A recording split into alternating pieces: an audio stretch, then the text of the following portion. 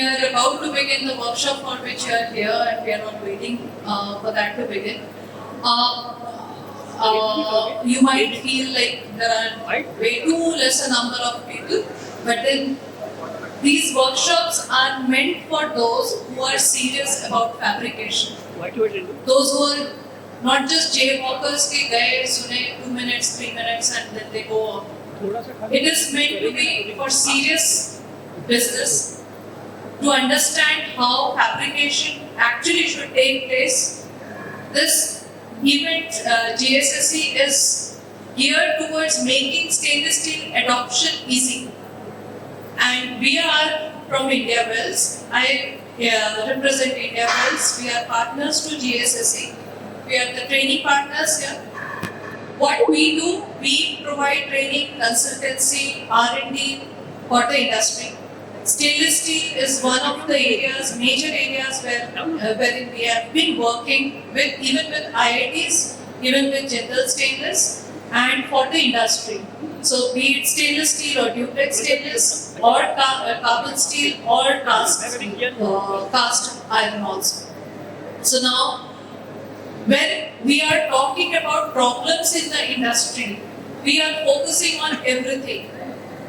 Here, people have come to understand what works out best for stainless steel. अच्छा rod मिलेगा stainless steel, supplier मिलेगा, flats से लेके rebar से लेके अच्छा क्या है? But आपने जब stainless steel खरीद लिया, next question comes, how do you fabricate? और ये workshop उसी को address करेगा. How do we fabricate? So we have series of workshops starting today. First one is by Nana Nagarkar, market leader, Adore Group. And tomorrow there is going to be one by IIT Roorkee professor. Now, and then one on welding metallurgy. Morning it's going to be on structural stainless steel structures, the design part and how do we do it. And day after tomorrow is going to be for all the codes and standards. आपके पास सब कुछ है, आपने अच्छा fabrication किया. Next, the client requirement is this has to fall under this particular code. तभी आपको certification मिलेगा. आपको अगर supplier बनना है, आपको अगर vendor बनना है, तो you have to have this certificate. What is to be done? So all of that starts with the welding as a baseline for fabrication. Now we have an excellent team from Adore who is going to take care of this. We encourage the industry to come up with their issues so that we are able to solve the issue. आप अगर इसको interactive बनाएंगे, nobody is an expert here. Like we are all learning. We are learning at one phase or the other. जो team develop करके बहुत अच्छा technology बना लेते हैं, still there is a scope for improvement. So we want the industry to come back with their feedback. जो भी आपके issues है, जो भी आपका problem है, ये कुछ query ऐसे भी होते हैं आप develop करना चाहते हैं, please to come forward with that, so that we can provide you. अगर आज नहीं हुआ तो कल को आपको हम लोग अच्छा suggestion या best suggestion दे सकते हैं. So I'll now invite Mr. Deepak to please come on stage and introduce your team members.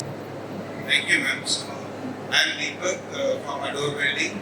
I manage e-accounts and product management. And with me, I have a team of experts from our R&D center. So first one is Mr. Dinesh.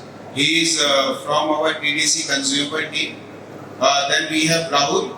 He is from TDC equipment, looking after our digital solutions. So all the digital solutions which we are bringing up for the equipment, all the solutions which is compatible with Industry 4.0 is being developed by Rahul's team. Then in Rahul's team we have Mayuri. She works on development of different waveforms or different synergic lines which are required for different materials, like for example carbon steel, stainless steel, different grades, different wire sizes. Then we have Abhijit who works on development of digital solutions. So we have one of our digital solution also available here, which you can put on any machine, any big welding machine, old, new, or with whatever make it is, you can make that machine smarter. Smarter in a sense you can take all the digital data from that machine. So we are going to cover, first we cover related to consumables. So Mr. Dinesh will be covering those topics. And then we go into talking about how through the machine we develop different waveforms through which you can get a better quality, better productivity and reduce your total welding cost as far as stainless steel is concerned. And so it's basically to increase your working margins, increase your profitability so that you can grow as far as your business is concerned. So I'll request Mr. Dinesh to start talking about our consumable solutions which we have for stainless steel. So, my name is Dinesh Giri from Adorviti. I look after product development of electrodes and electrolytes. So, today we discuss about selection of stainless steel welding consumables and what are the problems, encounters, and different types of processes, and how to make a weldable alloy and make it suitable for integrity of weld. So first we'll see the difference between stainless steel and mild steel. How stainless steel is superior to mild steel.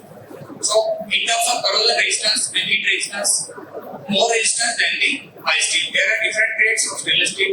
Depends on their chemical composition and manufacturing form. They are under that conditions. Then comes durability.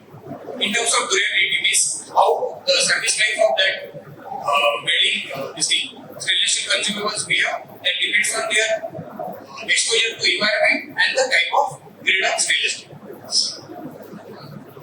Third one is tensile strength.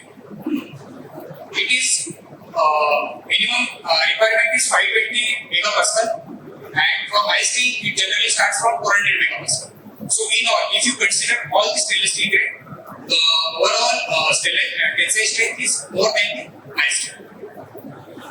Weldability, most of these stainless steels are weldable. In certain cases, we require some precautions like preheating, to follow interface temperature, to maintain maximum interface temperature. But in all, in general, stainless steels are weldable by many of the available welding consumables in terms of electrode, welding process, or by heat process. Last one is formability. The formability is not like MS, which we can bend, we can roll in any condition, but in certain control condition we can bend and form the stainless steel with all the welding process and manufacturing process.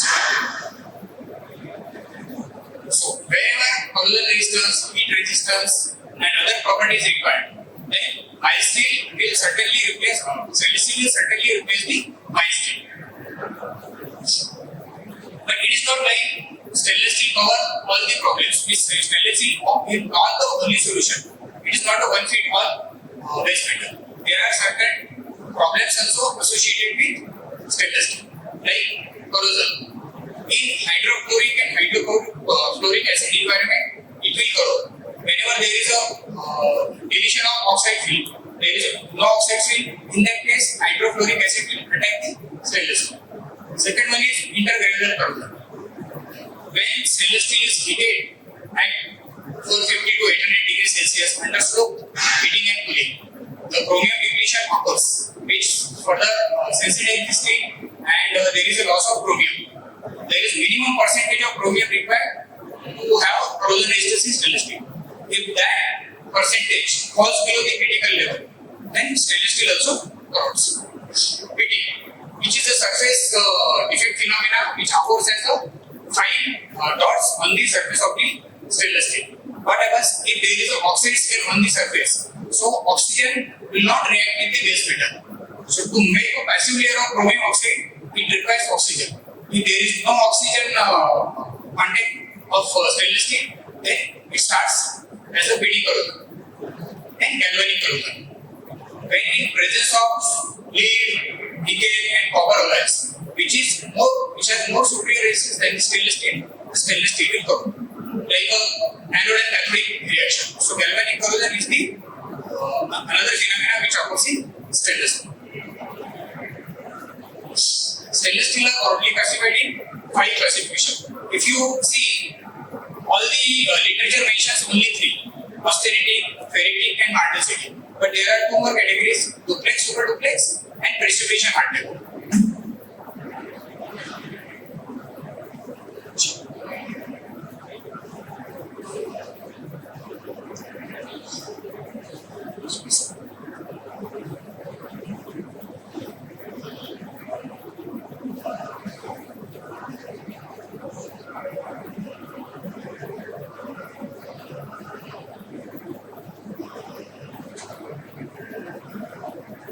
So, based on base metal chemistry, the grades are classified as 200 and 300 series, which comes under austenitic stainless steel.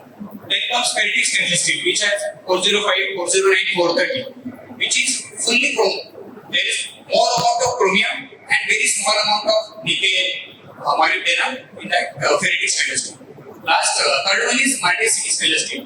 This has slightly higher carbon and some part of chromium and molybdenum and nickel, like 410 Nm of 410, 420, 440. Martensity and stainless steel has slightly higher carbon, which has optimum corrosion resistance but with some wear properties, like some hardness requirement and high temperature properties. Fourth one is duplex and super duplex. Whenever there is a requirement of heating resistance and more corrosion resistance, which generally 308L and 316L electrode, 316L base metals will not satisfy. In that case, duplex and super duplex works under offshore condition and cycling environment. Last one is precipitation hardness. This tells has very high strength. In the stainless steel family, very high strength above 900 megapascal.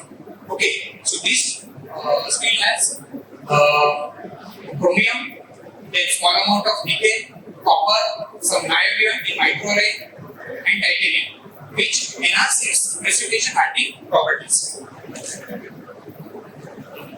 We'll see descriptive properties of austenitic stainless steel, like it has chromium in major quantity, then nickel, manganese, moly, niobium, and titanium. There are different grades, like 308L will contain chromium and nickel, 316L has chromium, nickel, and molybdenum. Whenever there is a niobium addition, that 308L will still become 347. So, if you require a intergranular corrosion, then you have to lower the carbon content, add some titanium, add some niobium, then its intergranular properties will improve. Second one is ferritic. These are more tougher than the regular 300 series grades.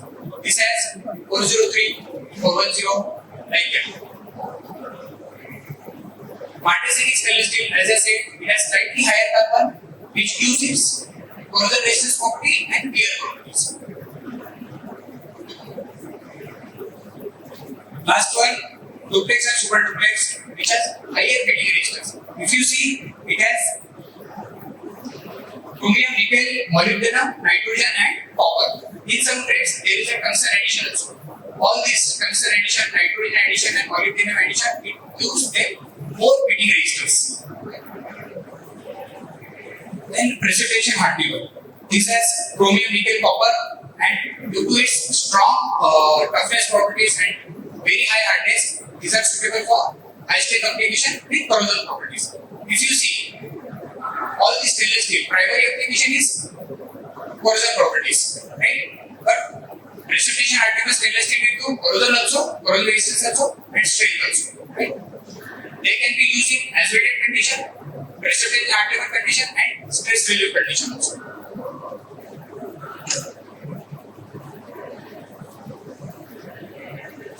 We'll see step by step what are the challenges during manufacturing of stainless steel. So what are the precautions we have to take there? So stainless steel should be rust free. It should be spotless. Whenever you get stainless steel, there must be some contamination from the manufacturing process or during handling or during transportation. That should be removed. So during whatever cleaning process or manufacturing process, you have to use a tool which is connected with stainless steel also. If you use a low steel wire brush or any high steel wire brush, then that iron particles from that wire brush and tools and grinding wheels will contaminate our stainless steel. any contamination of iron, external iron, this stainless steel will initiate the crevice point. So it will start corroding from that point. So better to use a tool of stainless steel only, that should not be used anywhere else. Okay. Then comes low, because of the low thermal conductivity and high thermal expansion. Generally, stainless steel will dissipate the heat more slowly because its thermal expansion is more and conductivity is less. So, if you weld the stainless steel or give it heat, it will try to distort more compared to the mild steel. So, you have to control the distortion either by using a low heat input, using a smaller diameter electrode, or use of chilling. So, chilling will what will happen? It will cool the base metal. More service towards the, more sensitive towards the welding variables, like chromium in the weld get depleted. Like I said, sensitization is one phenomenon, very common phenomenon. When any stainless steel is cooled between 400 degree to 800 degrees Celsius, chromium will deplete. It should not fall below 10.5%. 10.5% is the minimum chromium required for coral mixtures. If it falls below that, when that parts start corroding, it will behave like a regular flow steel. Right? So, reinforcing sensitization, weld and adjacent areas becomes tanning, like some orange color will come whenever you weld. Adjacent area becomes like a discoloration. So, that is also oxidation of stainless steel. So, which happens during high input process like welding. So, different welding techniques, there are few critical points to consider, like welding speed. Welding speed depends on what is the electrode size, what is the base plate thickness. Generally, electrode size should be lesser than the base plate thickness. If you are using a 6 mm plate, then electrode diameter should be less than 6 mm. So ideally 4 mm is recommended and below that. You should maintain a consistent weld. If there is a change in arc length, it will create a spatter and also change the current setting. So that will have differential heat input, and which will also affect the bead shape and different type of welding and cooling action on the weld bed. Then comes arc length. Constant arc length to create a consistent uniform hole and consistent bead is required. Last one, welding angles. If welding angle is too steep, you are welding in this direction, backward direction, and your welding angle is too steep, then that will not direct the arc exactly to the weld bed. Then it will create more spatter, alloy loss, and also metal loss will be. We'll see what are the tips and techniques to consistently make a consistent welding use of the short length. If you increase the arc length, what will happen? It will change the current, change the voltage, and also there is a loss of chromium, loss of chloride. Whatever the alloy addition we are adding to the flux or it is in the filler pattern, that will lose.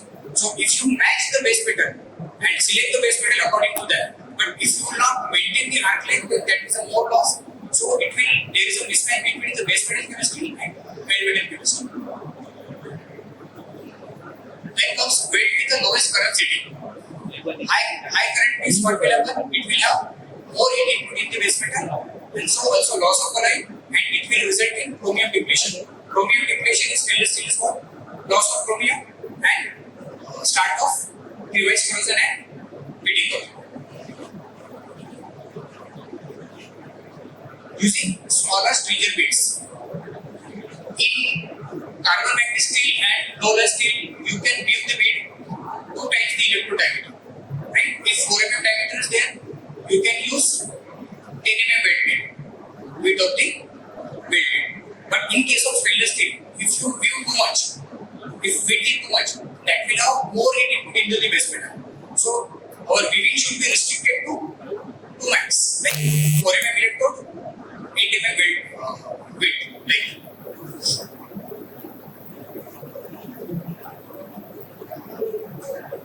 keep the weld profile flat. Generally we see if there is a convex bead, then there is a easy remove a slab, and at the bed top, whenever you deposit a new second bed bead or overlap, the slack will be entrapped in the bed bead. Okay, if you do RT or UT testing, then it will show lack of fusion or slight inclusion. Right? So always maintain a flat to near convex profile that will remove slag easily. It is also very beautifully laid it. So further, whenever you deposit further layers of overlay cladding, you will have a slag free and you anti-tested reduce. Greater filling, which is very common in stainless steel, which has very low ferrite content, like in case of 310. Austenitic, it's a fully austenitic stainless steel, which has zero ferrite. Any competition you get, it will have zero ferrite. Whenever there is a zero ferrite, there is a chance of cracking, especially greater cracking. Welders welding the weld bit, and if the arc abruptly, there is a depression in the at the head of the weld. So it will be a startling crack. The startling crack will further initiate the weld cracking. So it is better to fill the grater by moving the arc backward and again filling it. So you have to deposit more amount of weld metal in the grater. So that way grater cracking can be avoided.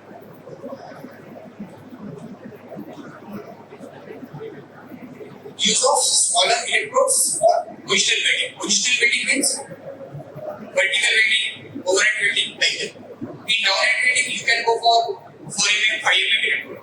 But same electrode is difficult to weld in other positions because it will more amount of weld metal, more amount of slag, and it will act against the gravity, so it will fall down. So if you are using a 4 mm on flat position, you can select either 2.5 or 3.15 electrode for other positions, vertical welding and overhead welding.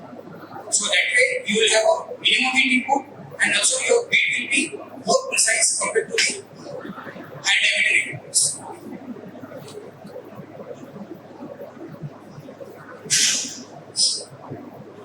Avoid excessive penetration. During root run welding, if there is a no backing, then you have to select the smaller diameter electrode. If electrode or thin wire is of more high diameter, then it requires more current. So it will penetrate more and also it will create in the weld bit and there is a loss of chromium. So either you use a short gap, root gap, use a smaller diameter electrode, or in case of pin welding, you can go for a purging. In pipe welding generally, if purging is there, then other side of inside bead will not corrode and it will also control the penetration. So in photo you can see there is no purging and it is done by electrode. So there is no control of penetration at the backside. Then practice. Generally, welder requires more skill. Whoever doing carbon magnet steel or lower steel cannot directly weld stainless steel. It requires practice. So more practice is the solution. Final, avoid cross contamination. Like I said earlier, use of carbon magnet steel will carbon magnet steel. Even chipping hammer should not be of carbon magnet steel. It should be made for stainless steel.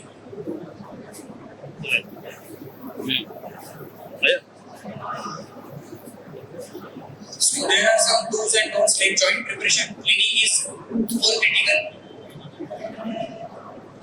Then position of a joint type, what should be the included angle, what should be the root gap, what should be the root face.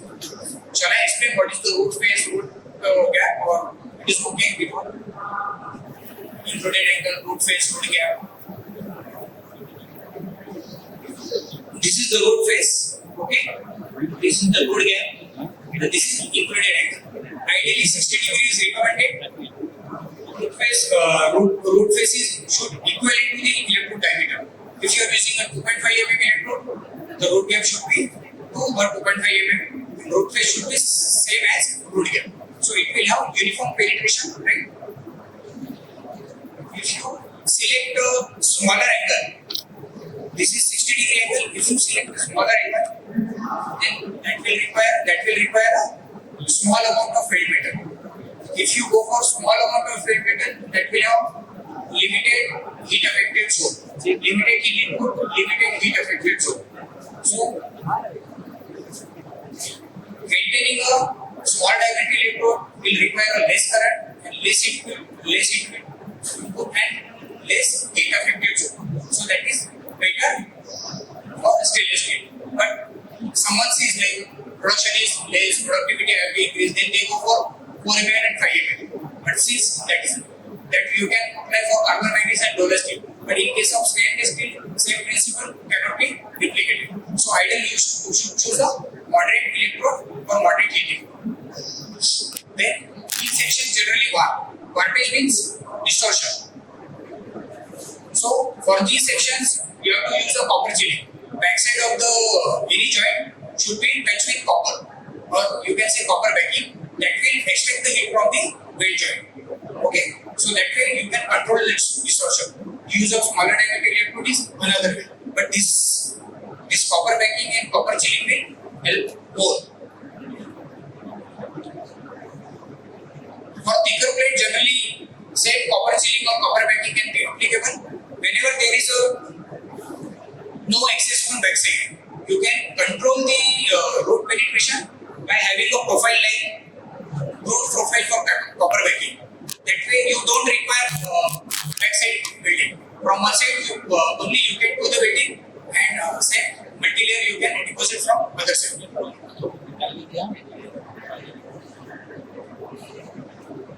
Storage and handling. These stainless steel electrodes are like low hydrogen electrodes, 7018, 8018 electrodes. That electrode coating has lot of bulk material, lot of minerals, calcite, fluorspars, which gives them gas forming properties, slag forming properties, and other events. So this requires redrying. Whenever electrode is exposed to environment, it will try to absorb the moisture. When you use that electrode, it will create a starting porosity or in between porosity. So always redye the electrode before use. Ideally, chosen to use 300 degrees Celsius for some minimum manner. So that will remove the moisture. Ideally, whenever welder is doing the welding, that portable one should be with him at its welding station, so that he can use directly dry air. In post-weld activity, slag removal, oxide scale removal, and cleaning of the weld joint is same important, because any contamination or slag sticking to the weld bit will further create the corrosion of that particular portion. Spatter removal also required. Sometimes during spatter removal, welder will chip the weld, and that will also make some dent in the base metal or welding. That will also give them that galvanic type or corrosion type that point. Okay.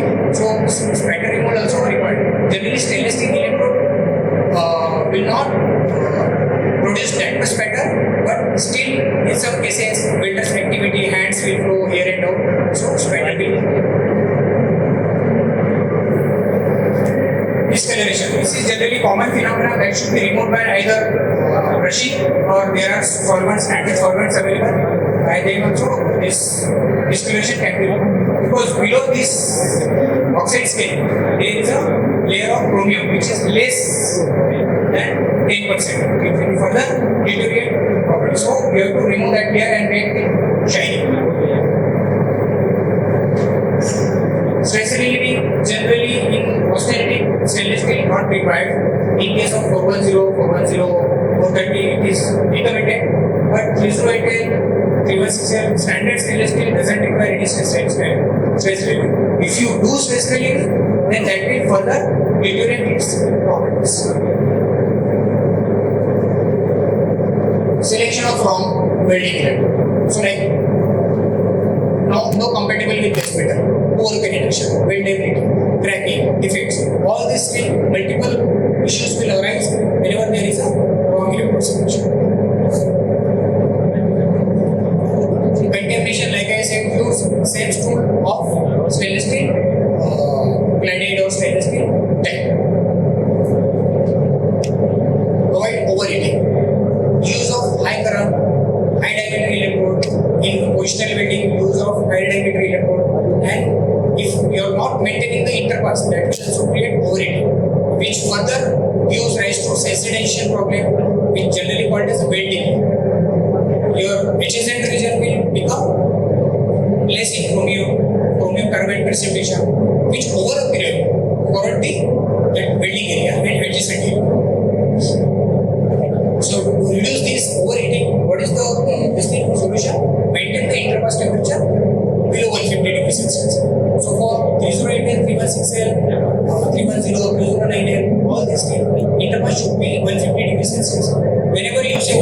degrees Celsius. What is the meaning? That means you are cooling the stainless steel or that weld region fast in that region for 800 degrees Celsius.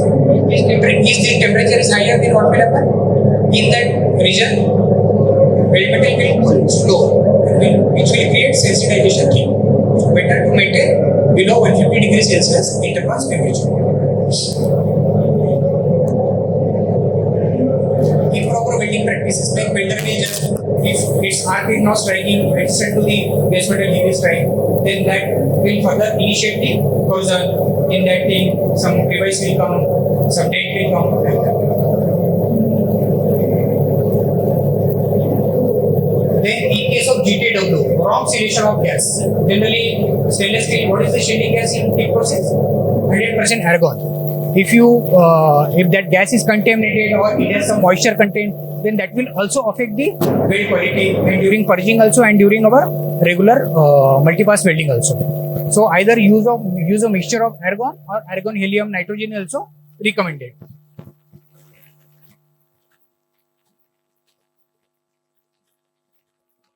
From now onwards, we'll see some selection like what are the different cores, what are the different types of electrodes, coating and type. Okay.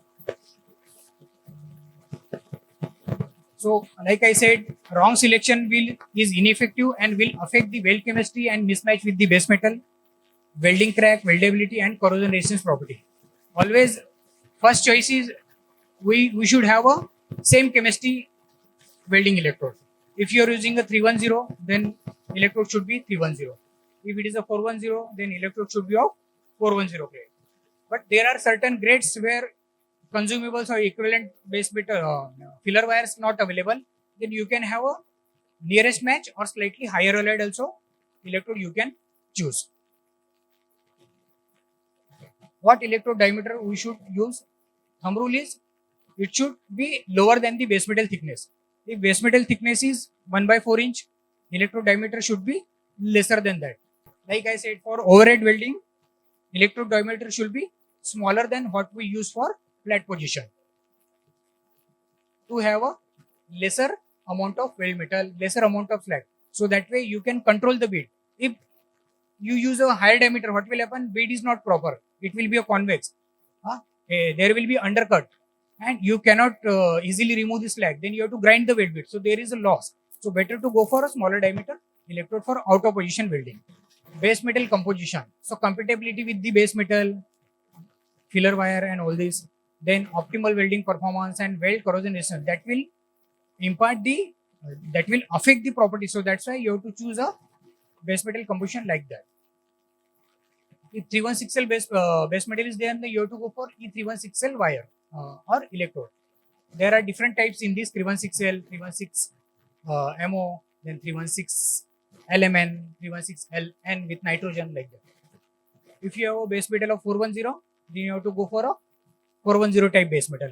Sometimes base metal is like 410S, 420. So matching electrode is 410 like that.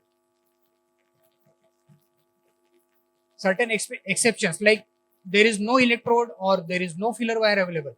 So for this type of application, you can go for a slightly higher alloyed electrode, which has maybe slightly more chromium, slightly more nickel, that is suitable for certain low chromium or nickel alloyed stainless steel. Okay. Electrode size type should be selected based on the joint design. Okay. If single V is there, single V joint is there, and if you are using a 5 mm or 4 mm electrode, then that is not suitable. So go for a 2.5 mm electrode based on the base metal thickness. If base metal thickness is 2 mm or 3 mm, then electrode not suitable. Then change in process like MIG or TIG process with smaller diameter is also suggested. So that is what decided based on the joint fit up and your geometry and thickness of the base metal. Then welding positions. So there are different positions in groove welding, plate welding and pipe welding. Like flat, horizontal, in vertical, vertical up, vertical down, overhead. In pipe welding there are 2 more positions. So what is our welding position? What is our joint design? That will decide the selection of electrode, selection of process, selection of electrode diameter.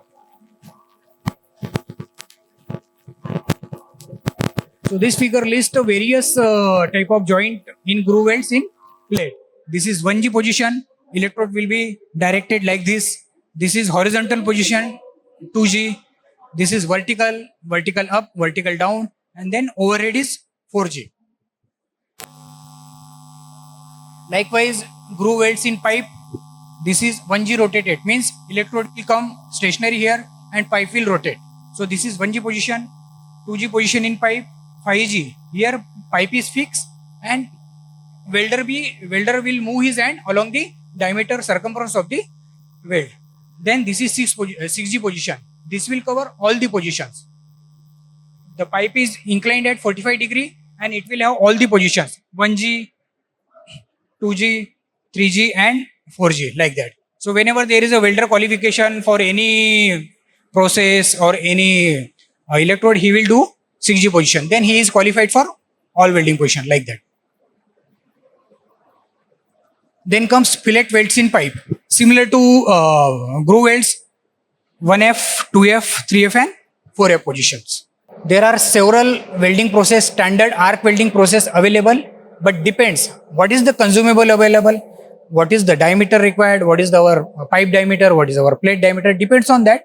You can go for different welding process like shielded metal arc welding, which commonly called as a SMW and MMW. Then gas metal arc welding, we called it as a MIG process. Third one is stick process, flux core arc welding and submerged arc welding. So more popular among these is shielded metal arc because we have all the consumables available in the market. But depends what is the productivity required, what is the job profile. If it is a repetitive job, it is a straight job, then you can change your process and automize it to GMAW and flux core, like that. So like this depends on consumables availability in the market, what is the cost, what is the equipment cost also. You can choose for the particular welding process. When we talk about SMW electrode, there is a coating on the core wire. So that coating has different types.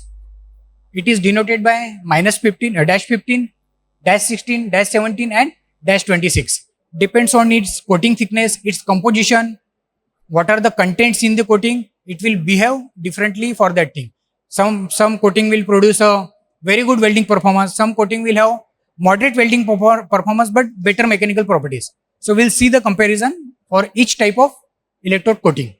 Like this, -15 is a lime or basic type. You can see lime or basic type, rutile, silica, titania and heavy coated. Each electrode coating is designated by -15, 16, 17 and 26. Each has a different polarity, depends on their composition of the coating. So like polarity for -15 electrode is DCEP. It is not suitable for AC. It will not produce good weld or it will not initiate the arc. So that's why DCEP. For other coatings, -16, 17 and 26, you can go for DC or AC welding, right? Then slag removal in this case is optimum. You require some tapping. The bead is like, it has some this thing, ripples. Bead is slightly convex. So you have to do it by tapping. You have to tap the bead 1 or 2 times and it will get removed. You have to use the wire brush. In other cases, the slag removal is better than -15 coating. It has very high amount of titania. Titania is what? TiO2, rutile content, right? So it will improve the welding performance. Okay. It will improve the slag removal. Then comes bead shape. Here it's a convex, it's a flash to convex, and in other 2 cases, it's a concave bead. Concave bead means there is a depression. Okay. So slag removal will be very good, better in other 2 cases compared to first 2, right? Then penetration. Because of the DCEP polarity, it has very good penetration, and in other 3 cases, it's a moderate penetration, right? In arc behavior in -15 type coating is harsh, and in other cases, it becomes finer and finer. So it's like a spray transfer. We see spray transfer in GMAW.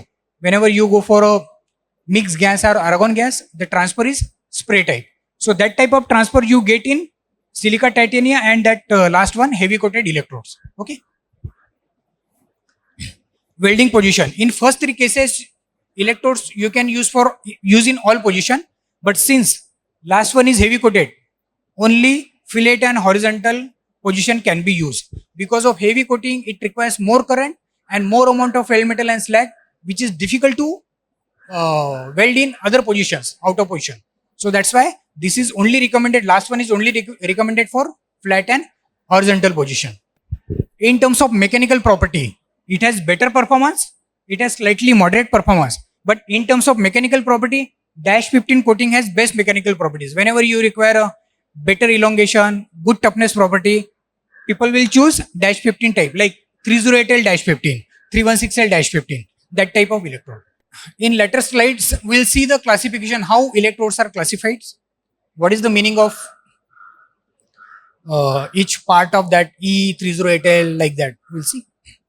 So AWS classification covers under SFA 5.4. Whenever you get a material TC or certificate from consumers manufacturer, you can see there is a number on the electrode, SFA 5.4. Then there are further grades like E308-15.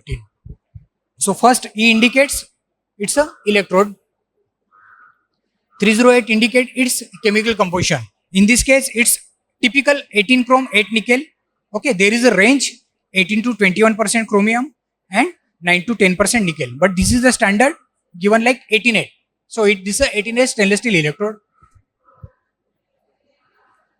Last 15 number indicates the coating type.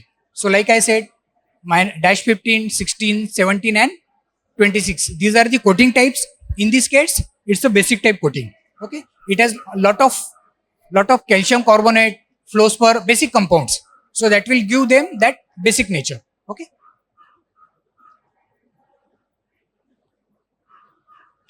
These are the standard family of 308 grade, which is 308, 308H, 308L. L means low carbon, H means slightly higher carbon, and A 308 plain 8 has 0.08 max carbon. So sometimes people require slightly higher strength, but with corrosion resistance. Then they go for 308 carbon, which has fairly 4 to 8 ferrite number. It will also require ferrite. Why ferrite is required in stainless steel? If there is a zero ferrite, if there is no ferrite, then there are chances of cracking. So ferrite takes that impurity in its control and give some crack resistance. So that's why it's a requirement for 308 and 316L grade or that ferrite number, 3 to 8 ferrite, 4 to 8 ferrite, this is. Okay. Then comes 309 series. In this series, typical chemistry is 25 chrome, 12 nickel. Compared to 308L, it has slightly higher chromium and higher nickel. Since higher chromium means what will happen? It will improve its chromium equivalent. Higher chromium equivalent will give them higher ferrite number. So 10, 15, that is the ferrite number we'll get in 309L.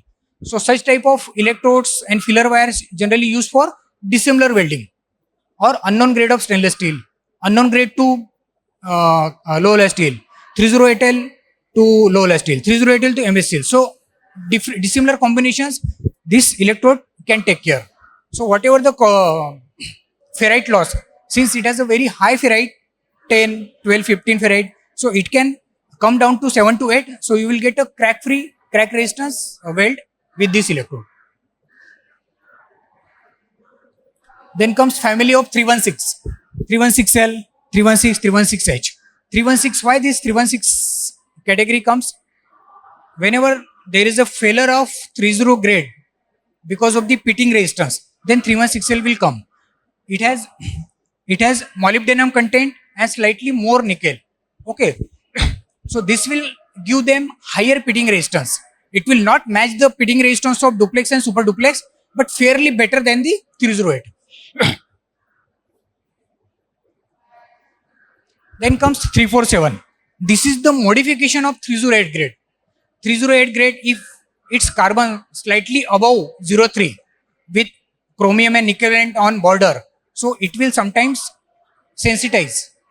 Chromium carbide precipitation, weld decay will happen. To avoid that sensitization, there is an addition of niobium. Niobium will combine with carbon and form niobium carbide. So in sensitization case, there is a chromium carbide precipitation. We have to avoid chromium carbide precipitation. And to avoid chromium carbide precipitation, what you have to do? That carbon should combine with niobium. So our chromium will be preserved in the weld metal and it will be more than 10.5%, which is required for corrosion resistance. Okay. So niobium carbide will form niobium carbide and chromium carbide precipitation will be suppressed. So that way, these stainless steel are called as stabilized grade stainless steel. So these are the stainless steel electrode used for 321 and 347 grade base metals. So these have very good intergranular corrosion resistance compared to 308 grade, right?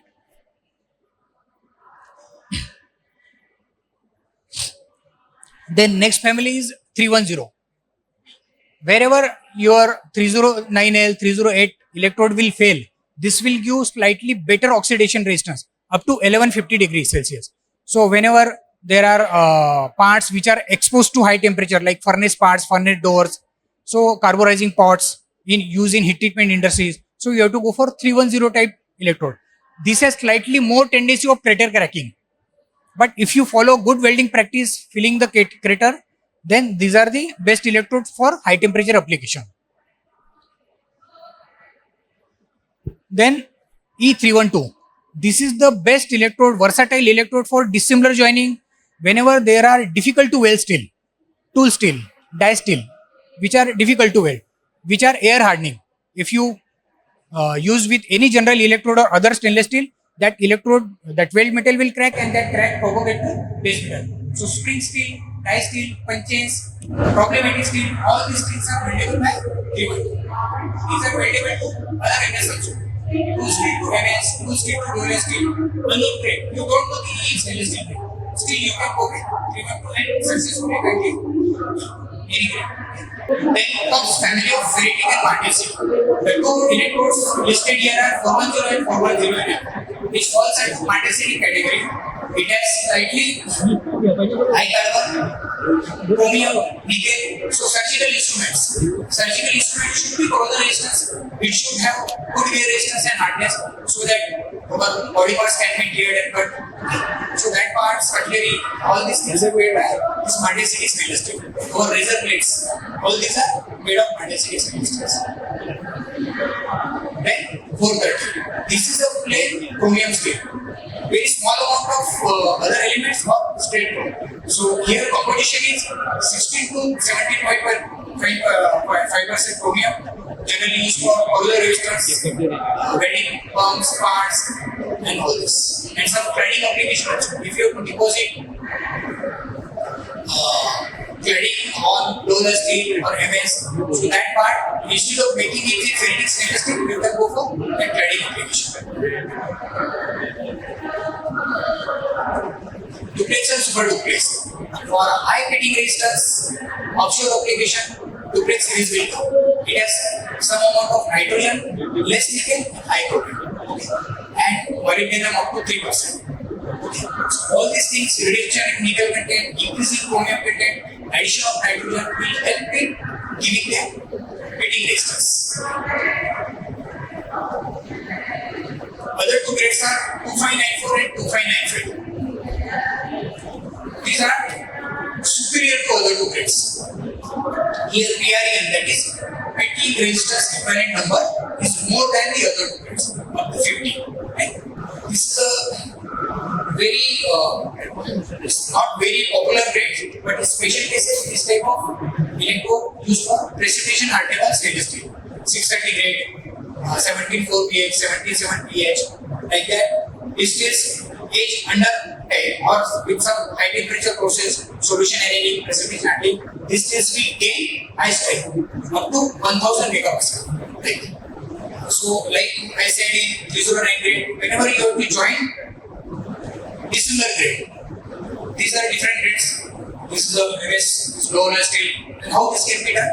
You have to apply it with 309 grade here and then weld it. So, you don't need to weld 100% in 309. If this is a 308 and this is a MS, you deposit the 309 here and finally weld it in 308. So 100% you don't need to weld it 309. That's it, it's cost here. So by buttering on that blue section you can see that's a buttering section. So you butter it and then wet with matching stainless steel. So you don't need to go for 100% with that 309 grade. Then we'll move to GMW, GTW classification. There is a common classification for big and deep filler wires because that is the same core wire, same filler wire, same chemistry. So only change is the type of process. So this 309 grade or any stainless steel grade comes under SFA 5.9 ER 309. Here means bare electrode. Since there is no coating, it's a bare electrode. And 309 indicates its chemical composition 25% low, 12 nickel, and low carbon. Carbon is 0.03 max, 0.03 max. So all these things are listed in one slide. This is a 308 family, simply used for matching filler metal 301, 304, 308. Then comes family of 309A, 310 and 312. Whenever there is a dissimilar joining, difficult to well still, high temperature application, then go for 309A, 310 and 312 base. This is the family of filler wires for wherever there is an intergranular corrosion required, meeting resistance required, then go for 316L, 318, 320 and 347. This is the class of ferritic martensity 400 series. High temperature, more hardness, more wear resistance and optimum corrosion resistance and 400 series.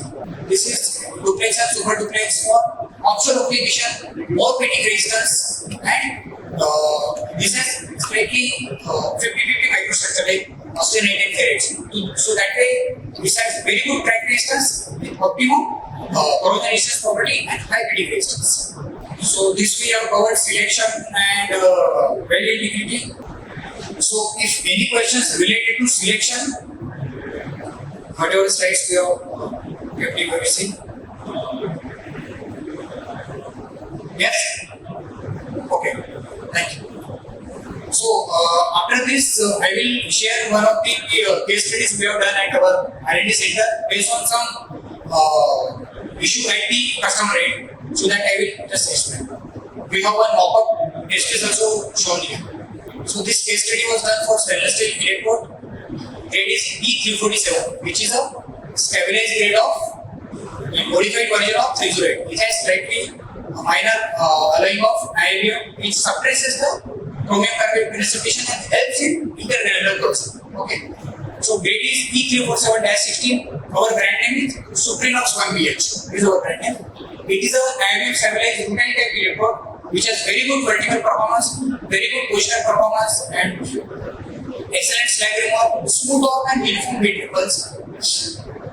Higher carbon content, since it is a H category, it has slightly higher carbon content to give more strength at higher temperature. Okay, and it's regular 347 grade. Chromium content is typical 19 chromium. There is a range 18 to 21%. It has typical 19% chromium, 10% nickel, and 0.4% niobium. Okay. UTS 550 megapascal, elongation 30 minimum, and ferrite content is 6 to 9. If this ferrite falls below 5 or 4, then there are chances of cracking. If this ferrite goes above 10, then there are chances of deteriorating its mechanical property. So you have to maintain the ferrite content and balancing the chemical function in that range. So issue reported at customer is bending position of 5G. 5G is not position, IP is fixed, and welder has to move the hand along the circumference. Okay. So welding performance is regular, flat position, UA position, it was okay. But in 5G position, whenever that overhead position comes, the weld was slightly convex, slightly difficult to remove the slag. And whenever they are testing, DP testing, after grinding, vibrating test, they observe some static porosity and inlated porosity. This is not acceptable. Okay. So this is the 5G position where IP is fixed. There are 3 positions in one here, 1G, 3G and 5G. Since 5 is fixed, you welder can easily weld in this position and in this position. But what happens? In overhead position, the weld metal will falls down, you have to adjust the current, and if electrode is not suitable for that position, if electrode diameter is bigger or better not to custom with that electrode, and it's difficult to control. So we have taken this electrode for improvement related to that application, where we have changed some flux coating type. We have to change that, we modified it, and also some, there are silicate, there are binder, there are some change in manufacturing processes, there are some changes in the brushing of the electrode. So with that team, we have made electrodes and improvement in positional welding performance. In pipe welding, we have found, we have tested that electrode in each layer and found satisfactory performance, and we supplied some batches also to market, and which has given very good observations. So this is the procedure qualification we have done for that pipe welding application.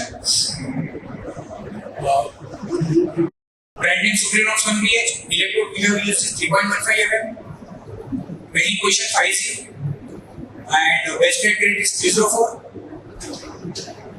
We have used a GTW, deep process for root run by 347 filler wire, and over that done all the welding by electrode of 3.15 size. So interface temperature maintained at 150 degrees Celsius max, and after each pass we have grinded the part and checked the type penetrant test. So there was no issue. Welder also found improved performance compared to the previous batches of which has shown some effects. So these are the photos taken during that mock-up trial. The same thing we have got here, you can see after this presentation. So this one for today's stainless steel selection. So if anything related to this, we can discuss during break and after Mr. Deepak's presentation. Thank you. Next thing comes up. There is an association which is now a partner of GSSC also. This is an association of welding, skilling and training professionals. ये association बनाया गया है welding के जो problems हैं इसको resolve करने के लिए, जो वेल्डिंग स्किलिंग के ऊपर प्रॉब्लम्स है उसको रिजॉल्व करने के लिए for a very small amount of time ये हमें कॉम्प्लीमेंट्री हम लोग ड्राइव चलाया. We are one of the people who are established this association. Section 8 company है, government approved, NITI Aayog approved association है. हम लोगों का काम ये है कि to make welding an aspirational subject.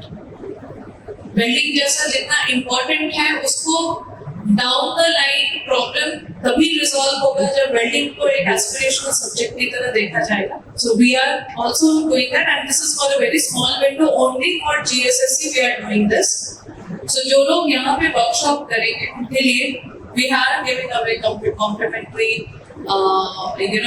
this is an invite for you. So if you are interested, forms यहाँ पे रखे हैं, you can just fill up the form and you will be enrolled as a member of that association.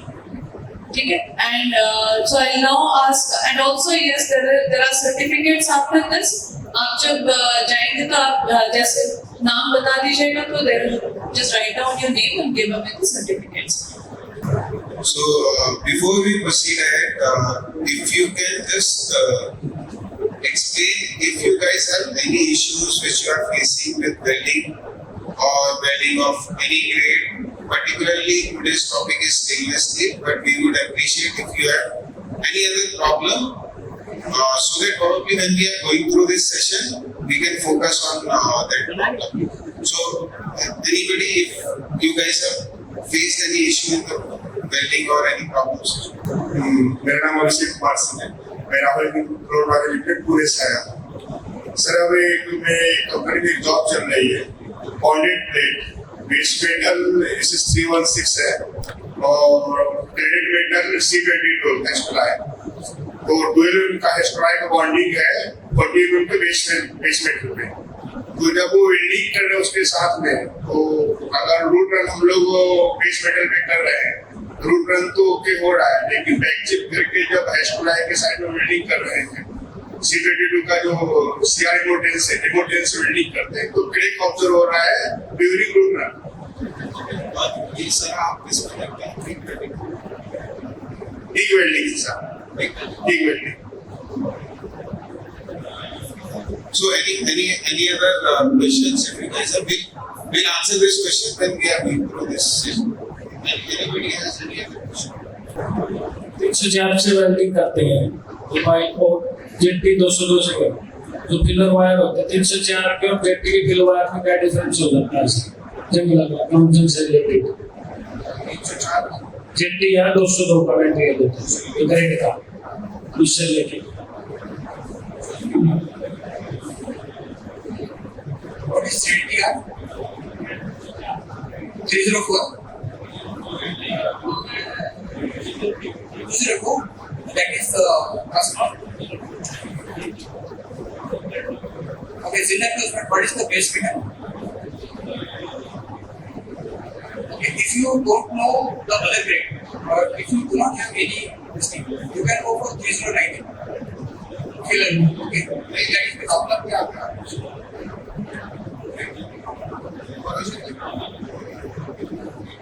So that is what mismatch of filler wire. And corrosion starts at what? Welding region. So chemistry of that. So that's better to select filler wire. Right. We will also answer this question when we are going through this question. Okay. So here this thing like plain chromium steel, like maybe 410. So in this case, our primary application is weldability also and corrosion resistance. Okay. So you can go for 309. That is why. But if you share this 309, but if you share RC of that, you will use that. So that is better to choose. कोई questions है किसी का? कोई question of welding से related? कोई problems you are facing or you want to find out some solutions? That also you can ask. Like for example, are you struggling with some welding, or right now let's say you want to do more but you are not able to do more with the welding. Current practice of welding is not very. So we proceed ahead with the session. So just to brief you, as far as Adore welding is concerned, so we are into consumables, equipment, automation, maintenance and repair and cutting. We have a stall at A05. There you can see we have displayed some products also there. So this is about the history of Adore welding. So we are the oldest company as far as welding is concerned in India. Started in 1951 as far as our welding business is concerned, and today we are second largest firm by revenue as far as welding is concerned. These are our core values: customer experience, trust and performance. So we ensure that we provide the best customer experience for our best welding experience to all our customers. This is about the legacy, innovation and growth. Probably you can see that we were the first people in India to start manufacturing of electrodes in India. And we had a lot of strategic partnerships when we talk about bringing technologies from outside of India. So in that respect, if you see, there is one product, Rhino E. So this is one of our equipment which you can use without putting it on the electric socket. So it runs on battery. So it's a cordless equipment. You can take it anywhere, wherever you want, and do the welding, perform the welding using this equipment. We'll cover this in the subsequent slides. So one of the most important thing as an organization which we see is embracing digitalization, industry, Internet of Things, and Industry 4.0 across all departments. So we have Adore Weldose. So this is our system. This is our Weldose system. Probably you guys can see it. So this is one of our product which can be put on any welding machine. and then you make that machine as a digital machine. So that machine becomes completely digital in terms of your welding equipment is concerned. So it is irrespective of make. So any make on any make of machine you can put it, and it can control or it can take all the variables and make it Industry 4.0 enabled machine. So that's what we say, global technologies, but we are making it in India and bringing it for the Indian market. So these are the machines which we'll be focusing on today's presentation, and see how with the new technology, advanced features, these machines helps you in getting better productivity, better results in welding, and we will also touch upon how it makes stainless steel welding more comfortable or more better in quality. So this machine is capable of doing manual welding, specialized, that means you can put it on any mechanized machine, mechanized system, and it is also compatible with your robotic system. Obviously machine is Industry 4.0 compatible. So machine comes with DCT technology, we call it as digital control technology, provides you swift and accurate arc control, stable and optimal arc from start to finish, and parameters are dynamically controlled and optimized in real time. That means when you see in welding, there are a lot of variables, and those variables vary depending on how your hand movement is happening. So that also machine will take care to provide you the controlled arc. We'll see in subsequent slides how it is providing you controlled arc. Machine also comes with one digital sense ignition.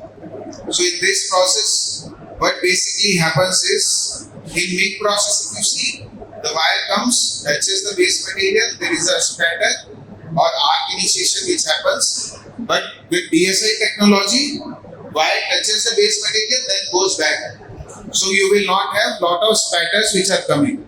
So here you can see there is lot of spatter and blackness which is happening. Here you won't see those spatters. So this is the wire cut feature. Here in this video you will see that there is instead of ball formation at the end of the weld, you will have a wire cut happening at the end of the welding. So that the next welding when it starts, you will have an easy arc strike. There you see. There is a sharp edge which is being made. So instead of a ball formation, you have a sharp edge. So next time when you start the welding, you will have a smooth arc start. If you have a ball, the welder will have to cut the wire. So this feature we call it as wire cut. Now here you can see the left hand side is traditionally how in MIG process your welding starts, and here you will see with DSI how welding starts. So with this you will see there is a spatter which is up. Here there is no spatter. The wire goes back and then your arc is starting. So you don't have spatters coming on the job.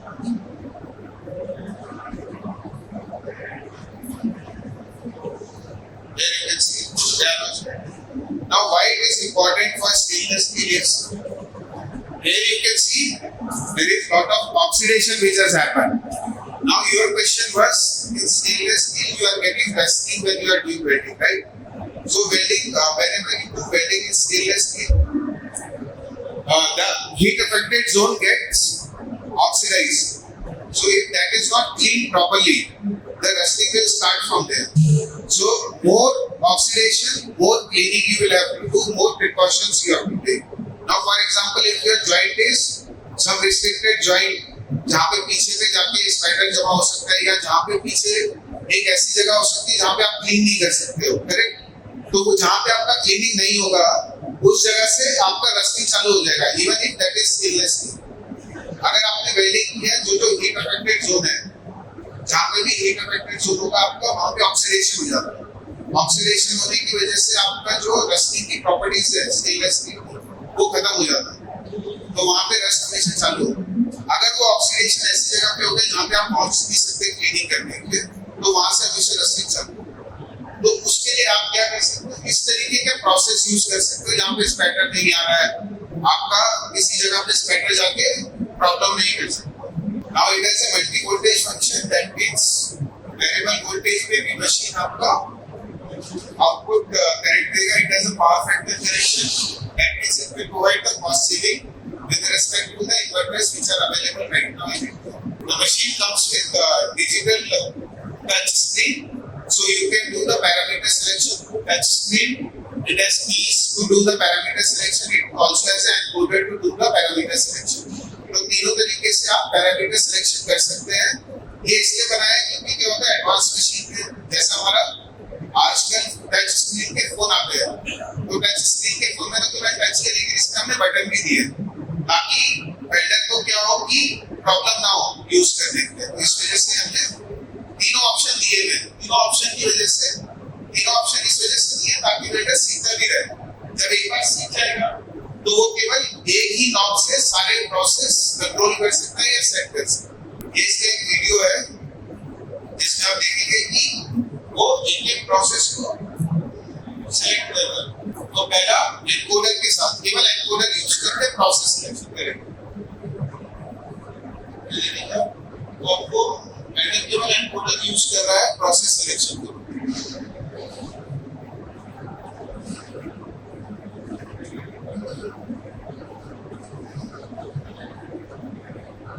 सारा setting उसने केवल एक press knob encoder से करा।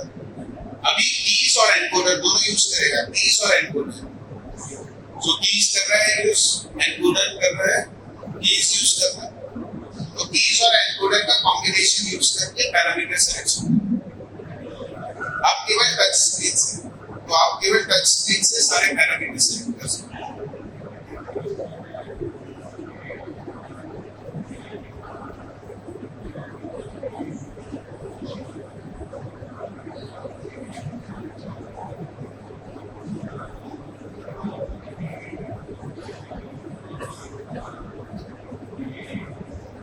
There is another. Now we'll talk about special functions. क्या special functions आते हैं हमारे इस machine में? So पहला special function है eye control. Eye control is basically provides very fast eye control, control droplet transfer, reactive arc to the torch movement. That means अगर आपका torch ऊपर नीचे भी move होता है तो आपका जो arc length रहता है, ये जो arc length रहेगा हमेशा constant रहेगा। तो वेल्डर का क्या होता है, कई बार जब वेल्डर ऊपर नीचे जब करता है आर्क लेंथ चेंज होता है, उसकी वजह से आपको प्रॉब्लम्स आते हैं स्पैटर्स वगैरह का। तो वो प्रॉब्लम इसमें नहीं आएगी। तो आपका arc length with the hand movement of welder will remain constant. इसकी वजह से आपका क्या होता है कि जो ड्रॉपलेट ट्रांसफर है, जैसे एक पल्स के साथ आपका एक ड्रॉपलेट ट्रांसफर होगा, so it will have a more control on your droplet transfer. Droplet transfer में कंट्रोल होने की वजह से आप बहुत हाई स्पीड पे ट्रैवल कर सकते हैं। जैसे स्टेनलेस स्टील में अभी हमने बोला था कि जितना आपका ऑक्सीडेशन होगा उतना आपको क्लीनिंग करना पड़ेगा। तो बेसिकली अगर आप जितना तेज ट्रैवल करेंगे उतना कम ऑक्सीडेशन। तो जैसे आपका जो पतला थिकनेस आता है, स्मॉल थिकनेस के लिए this process is the best process which you can use. This is a comparison video. ये आपका स्टैंडर्ड पल्स पे है और ये आपका हाई कंट्रोल के साथ। तो आप इसमें देख सकते हैं एक ड्रॉपलेट ट्रांसफर हो रहा है, एक पल्स के साथ एक ड्रॉपलेट ट्रांसफर हो रहा है। और आर्क की जो डेंसिटी देखेंगे जो उसका this arc is more denser then this. अब इसमें आप देखेंगे टॉर्च का वीवी के साथ जैसे टॉर्च ऊपर जाएगा आर्क भी ऊपर जाएगा, टॉर्च नीचे जाएगा आर्क भी नीचे जाएगा। ये फंक्शन किससे इसलिए होता है कि जैसे अगर ये फास्ट रिएक्ट नहीं करेगा तो आपको प्रॉब्लम्स आते हैं लैक ऑफ फ्यूजन, मतलब आपका फ्यूजन अच्छे से नहीं होता सेट पॉइंट पे। तो वो सब प्रॉब्लम्स ये अवॉइड कर सकते हैं। टॉर्च अभी अप डाउन हो रहा है, आपका आर्क लेंथ कांस्टेंट रहेगा।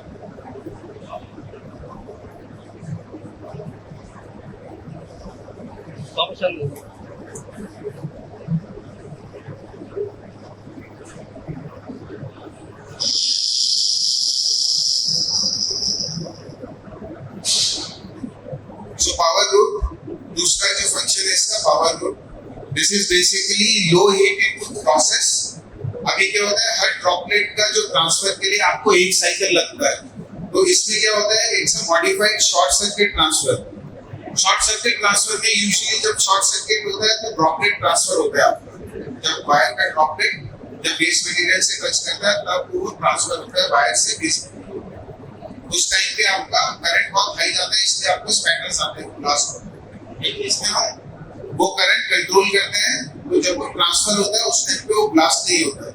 So you will get the advantage of low heat input of short circuit with modified short circuit, and with this the control in current you are controlling the spatter rate generation. You will see in the video how the droplet is getting transferred. Now to answer your question which you have asked for cladding, cracking हो रहा है, so cracking का probably one of the reasons would be heat input. Heat input कितना जाता है आपका? So how much heat input you are putting into your job. So with this process, you can exactly control your heat input. Okay, with that, आपका जो cracking के issues हैं, वो शायद आप थोड़ा अवॉइड कर सकते हैं। अगर प्रोबेबल रीजन ये है आपका, तो ये प्रोसेस आप ट्राई कर सकते हैं रूट वेल्डिंग के लिए। जैसे आप अभी क्या करते हैं, रूट करते हैं, देन बैक चिपिंग करके फिर वेल्डिंग करते हैं। इसमें क्या कर सकते हैं आप, डायरेक्ट रूट वेल्डिंग कर सकते हैं। You don't need to do back chipping. Open root रहता है आपका, ओपन रूट से डायरेक्ट रूट वेल्डिंग कर सकते हैं, बैक चिपिंग कर सकते हैं।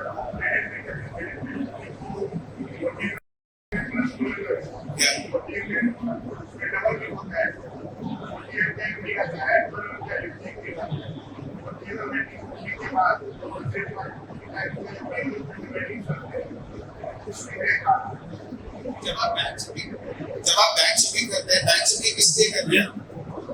बैक चिपिंग ताकि आपके पीछे के डिफेक्ट ना आए, जो रूट निकला हुआ वो उसके डिफेक्ट ना आए। तो बेसिकली इस रूट वेल्डिंग के साथ आपको बैक चिपिंग की जरूरत नहीं है। आप डायरेक्ट रूट वेल्डिंग कर सकते हैं। आपका रूट एक्सरे क्वालिटी रूट आएगा। आपका जो रूट आता है ना, यूजुअली दो तरीके से रूट मारते हैं। एक तो अगर आपको टिक वेल्डिंग करते हैं, टिक वेल्डिंग से अगर आप करेंगे तो रूट आपको बैक चिपिंग की जरूरत नहीं है, नीचे से अगर वेल्डिंग करते हैं। दूसरे जब हम स्टिक से रूट करते हैं तो आपको बैक चिपिंग करना पड़ता है नीचे से। स्टिक वेल्डिंग से जब हम तो इसमें क्या है, आपका टिक वेल्डिंग में जो रूट है, टिक वेल्डिंग के रूट को ही आप टिक वेल्डिंग में शिफ्ट कर सकते हैं। अभी आप रूट कैसे करते हैं? टिक वेल्डिंग से। और रूट क्या रहता है, क्लोज रहता है।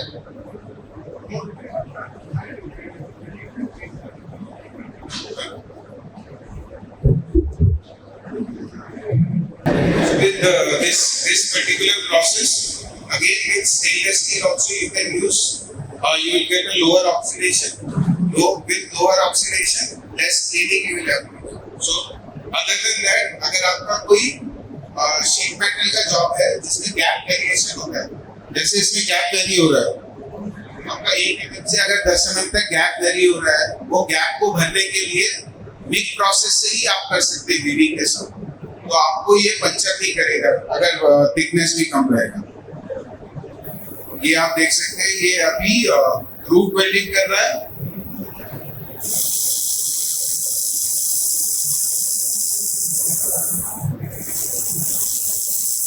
ये थिन शीट का वेल्डिंग कर रहा है, वर्टिकल डाउन।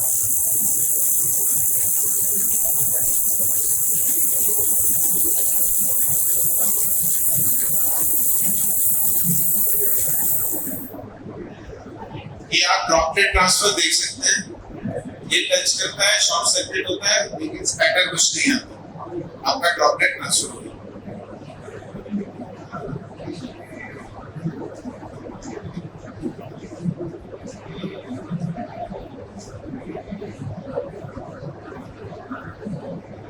ये आपका 1G एप्लीकेशन के लिए अगर ओपन रूट वेल्डिंग होता है, बट वेल्ड के लिए ये फ्रंट का बीड है और ये बैक साइड बीड है।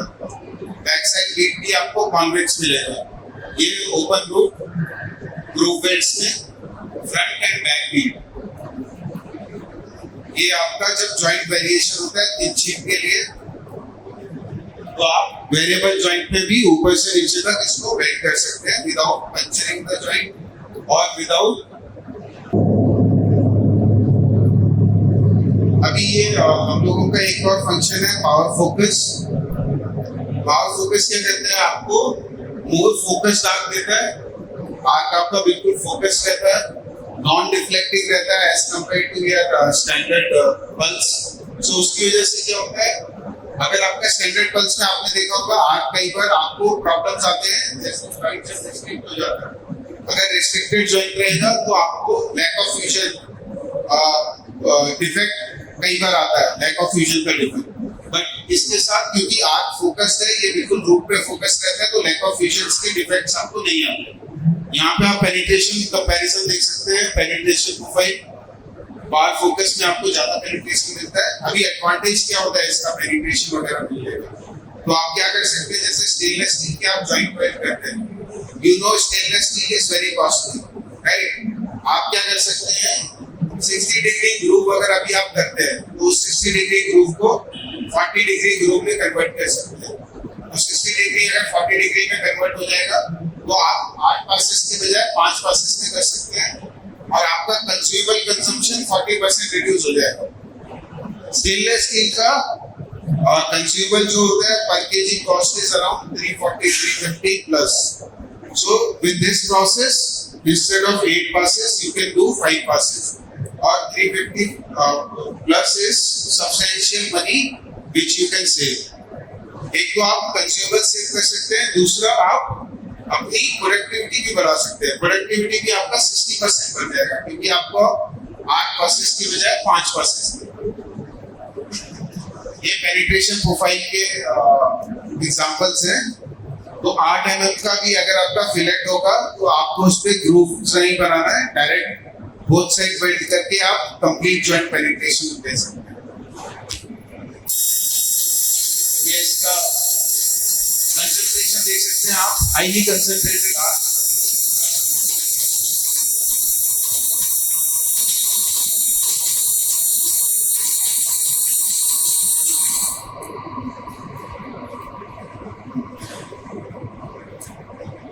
ये बार फोकस का है, then you can see the split. Here you can see very dense arc is there.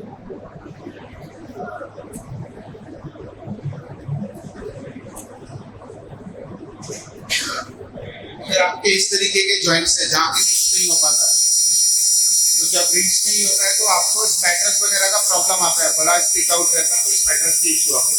इसमें आप देखेंगे कोई स्पैटर नहीं आ रहा है जब आप रिस्ट्रिक्टेड जॉइंट्स में भी वेल्ड कर रहे हो।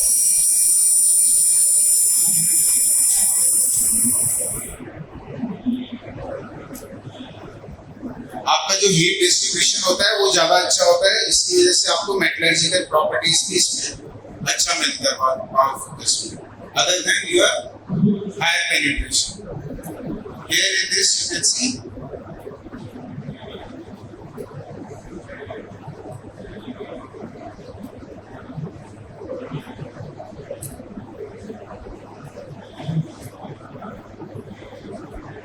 अभी एक हमारा ये स्पेशल फंक्शन है गेटिंग। यूजुअली क्या होता है जब आप बिग वेल्डिंग करते हैं, जैसे जैसे वेल्डर का हाथ ऊपर जाता है, स्टिक आउट करता है, तो आपका पेनिट्रेशन डाउन होता है। ये एक एग्जांपल है, जब आपका 20 mm का 15 mm का स्टिक आउट है और 20 mm का स्टिक आउट हुआ, ऑलमोस्ट 30% रिडक्शन होता है पेनिट्रेशन का। लेकिन इस फीचर के साथ आपका जो रिडक्शन है वो केवल 4% ही है। तो इस फीचर के साथ जो आपका पेनिट्रेशन है, आप कंसिस्टेंट पेनिट्रेशन रख सकते हैं अपने वेल्डर। पेनिट्रेशन एक क्राइटेरिया होता है आपका क्वालिफिकेशन का। जब आपके जॉइंट्स बनते हैं क्वालिफिकेशन क्राइटेरिया होता है। जो भी क्रिटिकल जॉब्स होते हैं, जैसे आपका ब्रिजेस हो गया या फिर सेफ्टी क्रिटिकल कंपोनेंट्स होते हैं, उसमें penetration is a must criteria. Then हमारा स्पेशल फंक्शन है डबल पल्स। डबल पल्स में क्या करते हैं, जैसे आपने यूटेंसिल्स वगैरह में देखा होगा, रिपल टाइप का बीट चाहिए होता है, वेल्डिंग में रिपल टाइप का बीट चाहिए होता है। तो डबल पल्स बेसिकली उसी के लिए बना है। अभी रिपल टाइप का बीट्स आपको मिग वेल्डिंग में without doing weaving you can get the ripple type of bead. इसमें क्या होता है, आपका 3 फीचर्स होते हैं, रेंज, फ्रीक्वेंसी और duty cycle. Based on this ये डिफाइन करता है, अगर रेंज आपका लो है तो आपको स्मूथ रिपल्स मिलेगा, अगर रेंज हाई है तो आपको कोर्स रिपल मिलेगा, मतलब you can touch and see the ripples, defined ripples. Frequency अगर लो रहेगा तो रिपल के जो बीच का डिस्टेंस है वो बढ़ जाता है।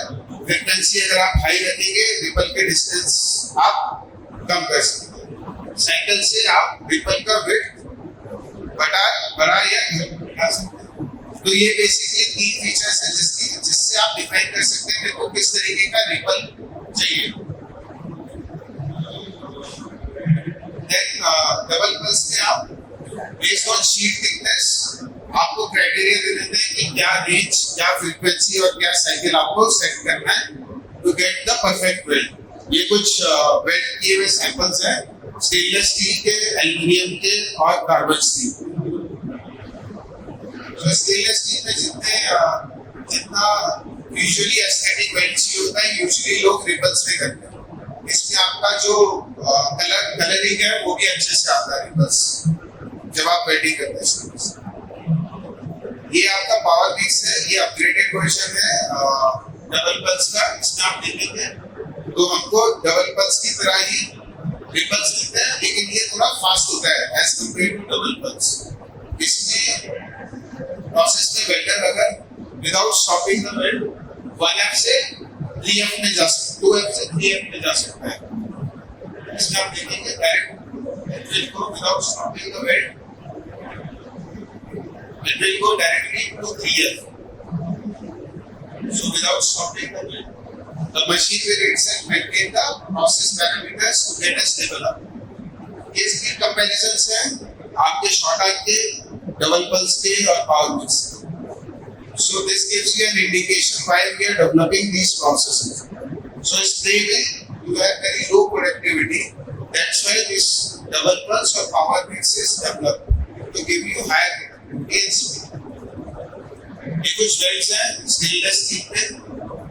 डबल पल्स कैसा दिखता है? You will get very fine ripples और जो उसका शाइनिंग नीट अपीयरेंस है that also you will get in double pulse। So the machine comes with data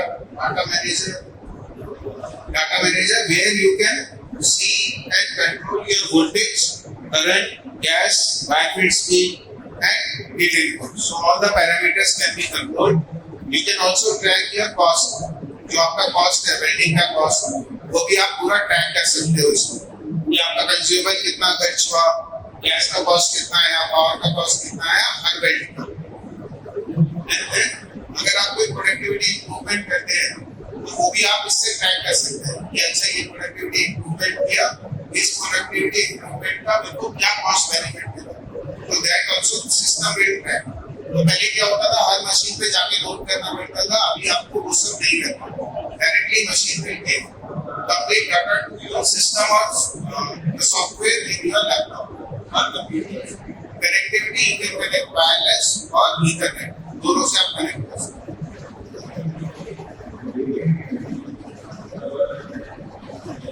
So maybe we can explain you about machine। हमारा कौन सा दो तरीके का मशीन है, कौन सा machine? My name is Mimi. As Deepak sir explained the features about machine, I will explain how to use and the core features of machine. Now, this is Stample's 503 machine. This is used for 100% duty cycle, 400 ampere 100% duty cycle. This machine is having wire feeder and this is power source. It's very soft and stable welding arm used for excellent welding build quality arm and having some special features. Now this wire feeder is having LCD display and 3 encoders. It is having buttons also used for wire speed selection of wire speed, different materials, gases, as synergic lines are given. So if we select for a stainless steel like 308, then for this material specific gas are there like argon O2 and argon CO2. Then this is having some special functions like power root. I've explained Deepak sir explained what is the features in power root, how the weld quality is there for perfect root pass, root welding is using. Then having power focus is used for high penetration mode. Then used is another mode that is double pulse, that is used for control weld ripples and even for having frequency control, current ratio. For 2 pulses has given high and low pulses. And for this high performance machine, robust, tested for demanding working conditions. This welding machine test was being conducted, the tests for safety and proper operations of electronic components. Then second, vibrations test for structural stability of inverter, and safety test, the drop IP test has been conducted. Then this next is for wire feeder Speedlight 403. It's having the lightest wire feeder used in the segment. This is having arc rate that is minus 100 to plus 100. Then we can easily access the voltage control from high to low arc. We can set for if our welding quality, we can easily adjust it when doing. Then here is having the USB access. You can do your pen drive. You can connect your pen drive for import your job selection, import and export. You can which parameter you have selected specific for wire material. Then also welder is doing some specific parameter, and he is very much stable for that parameter, and we can easily do the welding. So he can just adjust. He can lock that parameter. And for that locking, the password is there for password protection is there for that job selection. As I told that fine voltage control is there, you can select RK minus 100 to plus 100 and arc rate. And second, that you can use 2T 40 mode. In 2T and 40 mode, there are greater 2T, greater 40 mode. You can adjust for specific time selections, and how much time, how much percentage you want for start time and for the end time. And mostly the user focus are you can adjust machine mountable with swing to provide greater area. You can adjust your wire feeder anywhere with wheels for comfortable movement. Then there is a spool cover mounting and gas check cold wire feeding options are also there. In this there are you can use gas cooled versions and water cooled versions are also available. Then as encoders are there for selection for specific wire speed material, and skis also there for selection of synergic lines, for gas selection, for wire, for any other like you want to select inductance, other parameter features. Then this is some technical features are there, like this machine is used for 400 amps, 100% duty cycle. As you can see, this technical specification for power is 503, and this for wire feeder features are there. That's input supply 42 volt DC.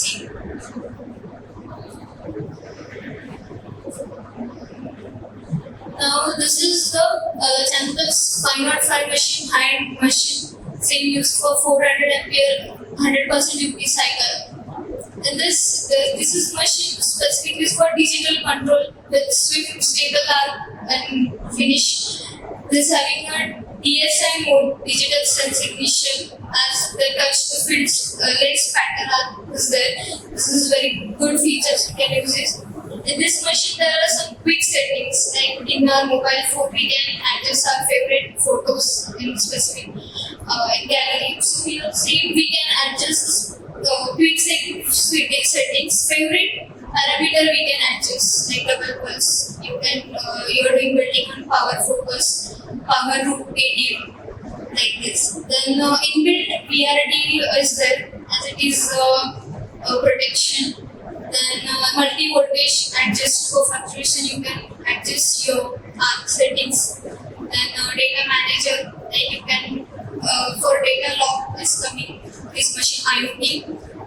Then the special functions, power root for root welding, high control SHC mode is there for stable arc. Then power focus mode, AD, double pulse and power mix. This power mix additional mode is there. This that high speed quality out of position welds. Then this wire feeder, it's a user friendly wire feeder is there, like mobile tablets. It's 5 touchscreen displays is there with quick settings. Like there is having encoder knob also. You can, if you're wearing gloves, you can use encoder knob for selection. Additional selection key and touch easy access. Same here, in this also having the USB key for import and export job. Then also you can lock your parameter, like for password protection, you can give password. Then this also lightest wire feeder. Then this there is a quick calibration, as you can use you are changing some interconnection cable from 5 meter to 10 meter. You can do it quick calibration movement. You give the inductance and resistance of the machines. Then it is machine mountable swing, wheels for comfortable movement, gas check, and having display protection with plexiglass cover. And it is for drive roller units, 4-roll drive, set 2 drive and 4 drive. Here you can easily access, you can select your program. From this program, here there are materials available, aluminum, stainless steel. Then this whole process is available. And in this below, you can select your job number 1, 2, 3, 4. And also you can select your favorite parameter. And these modes are here, like you select double pulse, you can adjust your arc setting according to you. Like same here, the technical specifications are there for power source 5.5 and 4.5 wire feeder.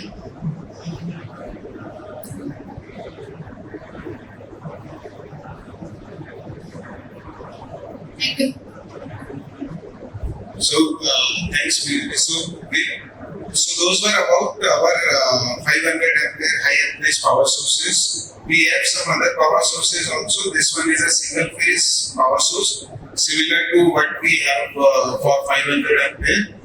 It comes with power root and power focus, two main features. It also comes with digital display.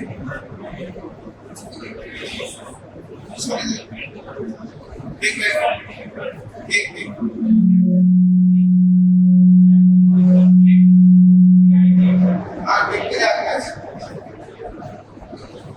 This is for TIG welding. This is for TIG welding application. So it's a portable machine. Means machine is very light. It comes in 2 variant. One is single phase. Second one is 3 phase. So you can do both single phase and 3 phase with this.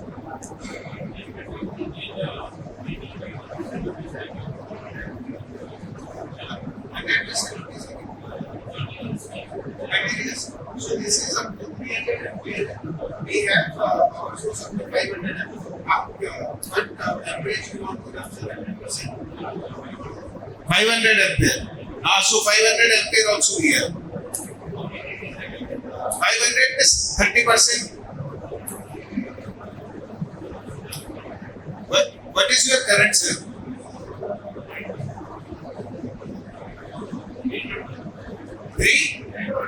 320 100% is there. Yeah. 320 will be 100%. Usually टिक में क्या होता है? टिक में you don't do 100%. 100% duty cycle मतलब कि you can run at that current infinite time. मतलब आपको stop ही नहीं करना है.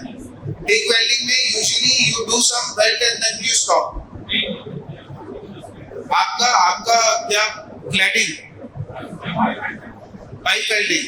सो पाइप वेल्डिंग में भी सर आपका एक पाइप वेल्ड होता होगा. अच्छा, tube mill. Okay, tube mill पे yes. Tube mill we give for tube mill what we do is हम लोग जो मशीन होता है सर, हमारा मशीन जो होता है उसमें हम एचएफ यूनिट डालते हैं. जैसे हमारा 500 एम्पीयर का मशीन है, 100% duty cycle.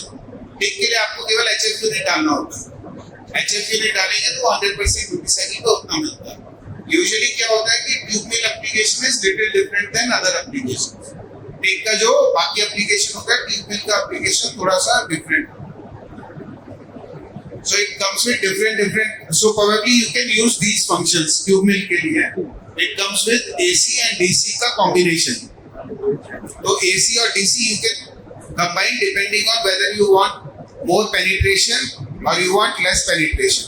So depending on that, more penetration with reduced heat input also you can get. So you can define कि कितना आपका rusting हो रहा है, oxidation हो रहा है बगल में. So all those things you can have special features to use. So it has one is extra fusion, then you have multi-tap, That means if you have very low thickness material, that also you can weld with TIG welding. That means 0.6 से 0.8 mm तक जब आप हाथ से welding करते हैं। एक हो गया आप टैग मारते हैं, एक हो गया आप मल्टीपल टैग से सीम बना देते हैं। तो मल्टीपल टैग मार के सीम बना सकते हैं आप 0.6 to 0.8 mm थिन शीट्स में। अभी इसके अलावा यूजुअली टिक वेल्डिंग में हम लोग क्या करते हैं कि टिक इलेक्ट्रोड से टिक आर्क रहता है और फिलर वायर हाथ से डालते हैं। हमारे पास एक मशीन है जिसको हम बोलते हैं टिप टिक। इसमें क्या रहेगा, आपका जैसा मिग वेल्डिंग में फीडर होता है वैसा ही फीडर रहेगा। इस पे आपका स्पूल माउंटेड होगा और टिक का टॉर्च होगा। ये आपका वायर यहाँ से आ रहा है, वायर इसके साथ कंटिन्यूस जाएगा, तो कंटिन्यूस चलता रहेगा। तो वेल्डर को हाथ से वायर नहीं डालना है दूसरे हाथ से। दूसरा, इसमें दो ऑप्शंस आते हैं आपके पास। एक आता है आपका कोल्ड फीडिंग के साथ, मतलब ये जो वायर आएगा वो ठंडा आएगा, मतलब उसको हम कुछ नहीं करें। दूसरा एक हॉट वायर के साथ, दैट मींस कि वायर जो होगा प्रीहीट होके वेल्ड में जाएगा। तो उसकी वजह से आपकी प्रोडक्टिविटी और बढ़ जाएगी। जो आपकी प्रोडक्टिविटी एग्जिस्टिंग है वो और बढ़ जाएगी। इसमें व्हाट वी से इज 300% फास्टर, मतलब 3 गुना फास्ट हो जाएगा आपका जो वेल्डिंग आप करते हैं। Up to 200% improved in deposition rate. अगर आप क्लैडिंग कर रहे हैं, फॉर एग्जांपल क्लैडिंग का कोई एप्लीकेशन है, तो वहां पे आपका डिपोजिशन रेट 200% बढ़ जाएगा। And then dilution will reduce by 80%। आप जब क्लैडिंग करते हैं तो dilution is important, so dilution आपका 80% रिड्यूस हो जाएगा। तो ये आपको probably you can also see this process. So this is something with which, जैसे आपका क्या हो रहा है, डाइल्यूशन की वजह से क्रैक आने के चांसेस हो रहे हैं, तो that dilution you can reduce with this. So these are the applications for this particular method. Basically increase your productivity. इसके अलावा अभी हम लोगों ने हमारा जो पूरे का फैक्ट्री है वहाँ पे हम लोगों ने एक मशीन डेवलप किया है फॉर ग्रीन टेक्नोलॉजी। जैसे इलेक्ट्रिक व्हीकल्स आ रहा है, so we have launched electric battery operated welding power source. So this is our power source. You can take it anywhere. It comes with battery charger also. The construction is very modular, so you can remove the complete power source into these portions and take it anywhere wherever you want. So दो batteries के साथ आता है, batteries as many batteries you want, batteries we can give and charging also we can give it. तो आप direct charging पे डाल के इसको ऑपरेट कर सकते हैं। दो मोड्स में अभी चलता है आपका बैटरी पे 200 एम्पीयर 100% ड्यूटी साइकिल, 3 फेज पे 310 100% ड्यूटी साइकिल। एक मेन एडवांटेज इसका ये है कि जो भी बैटरी ऑपरेटेड पावर सोर्स आज के डेट में मार्केट में है वो केवल बैटरी ऑपरेटेड रहते हैं। ये पावर सोर्स आपका जब आप बैटरी ऑपरेटेड नहीं है तो आप शॉप पे यूज कर सकते हैं, तो खाली नहीं रहेगा पावर सोर्स। तो आप शॉप में इसको as a normal arc welding machine आप इसको यूज कर सकते हैं।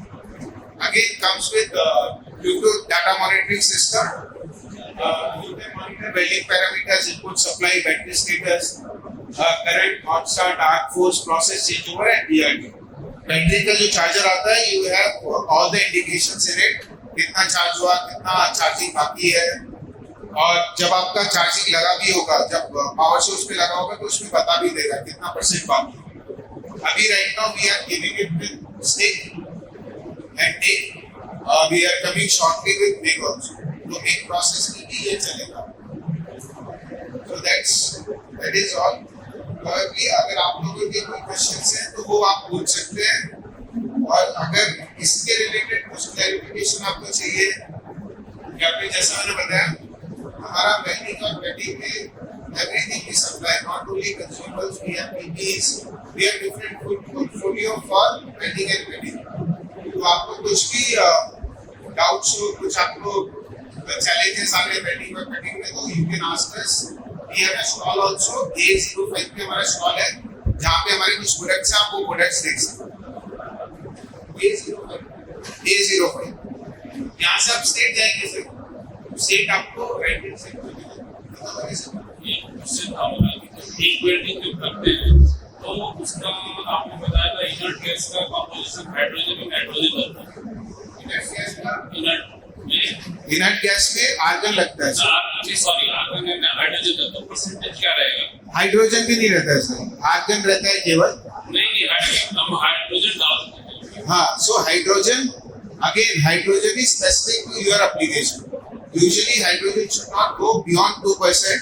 लेकिन अगर आपको कुछ प्रॉब्लम आ रहा है, जैसे कई बार क्या होता है आपका पेनिट्रेशन के इश्यूज आते हैं, तो उसमें 3% तक भी जाता है, but hydrogen should not go beyond 2%। हम लोग 5% यूज कर रहे हैं। 5% है, वही बोल रहा हूँ सर, 2 से 5 यूजुअली लोग यूज करते हैं, लेकिन हम लोग 2 से ऊपर बोलते नहीं है यूज करने को। आपका जो स्पेसिफिकेशन होगा वो 2 से 5 होगा, तो हम लोग जो यूज करने के लिए बोलते हैं up to 3% you can safely use it.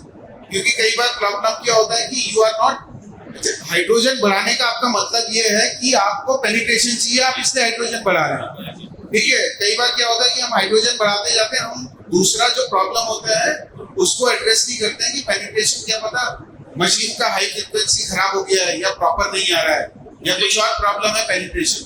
Hydrogen बढ़ाने से कुछ हार्म नहीं होता, मटेरियल का हार्म नहीं होता, लेकिन it's a safety hazard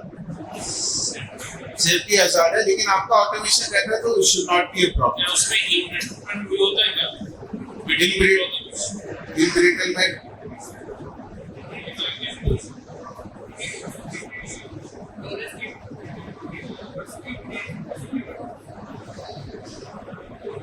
associated with molecule hydrogen होता है, but there is a possibility of irritating stainless steel also, right?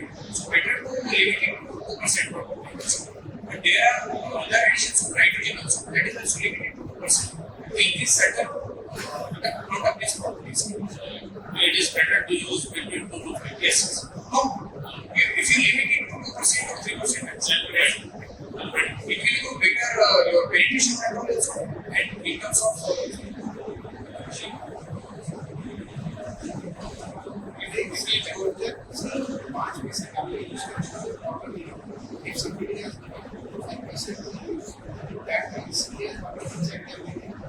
आपको कोई प्रॉब्लम नहीं आएगा even if you are using 5%।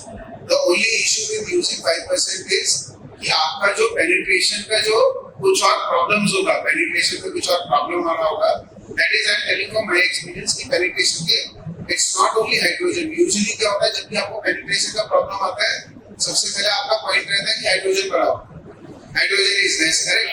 That is what I have seen everywhere, this is what happens कि यहां ठीक है हाइड्रोजन बढ़ाओ, पेनिट्रेशन आपका आ जाएगा। जो बाकी जो पॉइंट्स होते हैं usually people do not see. Problem आती है तो कम कर देते हैं। हाँ, प्रॉब्लम्स है जब आपका other than penetration any problem comes, you reduce the hydrogen. जब पेनिट्रेशन का प्रॉब्लम आता है, you increase the hydrogen. Best combination is sir you should not use beyond 3%। 3% is maximum. Usually you should use 2% में आपका जो penetration profile है, you will get it. Only thing is कि आपको चेक करना है कि आपके जो बाकी पैरामीटर्स हैं, that is as per the requirement. 2% में आपको usually you get penetration profiles. 5% जानेगा सर, 5% में as you said sir, बाकी problems आगे चलेगा, undercut आएगा, कभी कुछ आएगा। सर प्रोडक्शन कैसे बढ़ाना? हाइड्रोजन कम कर देंगे तो स्लो हो जाएगा। तो मालिक लोगों को प्रोडक्शन चाहिए, और क्या करें? So for that probably again that comes to जो हमने मशीन आपको दिखाया, जैसे हम लोगों ने जो मशीन आपको दिखाया ना sir, those machines are basically big में जो हमारा, अभी हम बिग पे बात नहीं करते, जैसे बिग का है हमारा, बिग में हम लोग प्रोडक्टिविटी बढ़ा रहे हैं थ्रू एनहांसमेंट इन जो मशीन के अंदर का वेव फॉर्म चेंज करके आउटपुट वी आर चेंजिंग।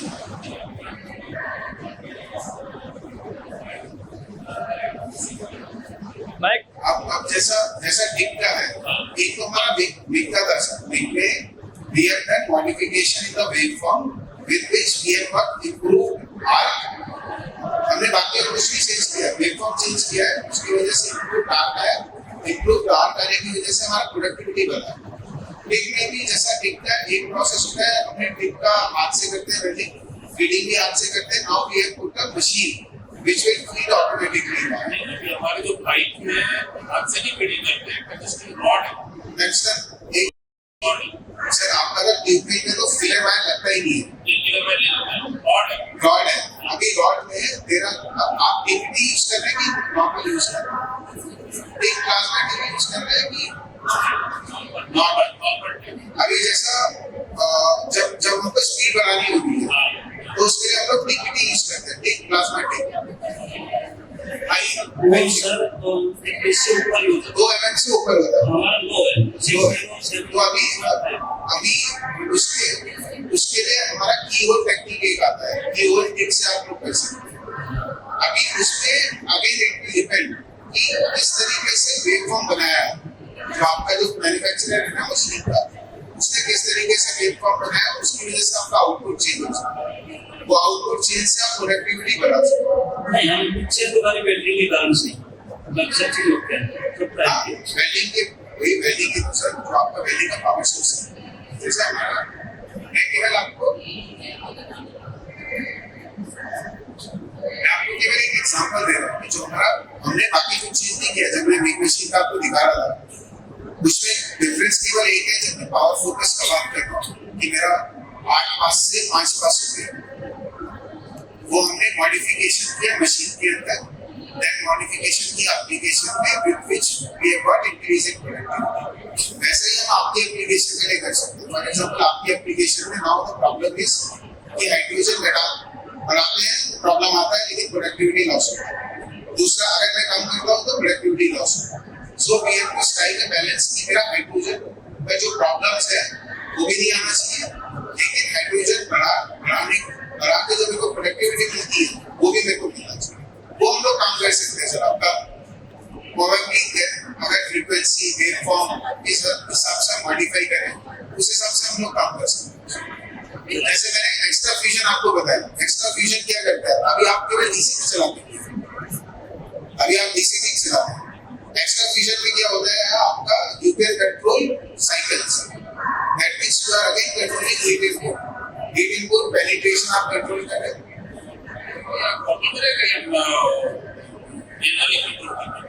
इसको से डीसी वो तो एक बार सेट कर दिया वो ऑटोमेटिकली करता है.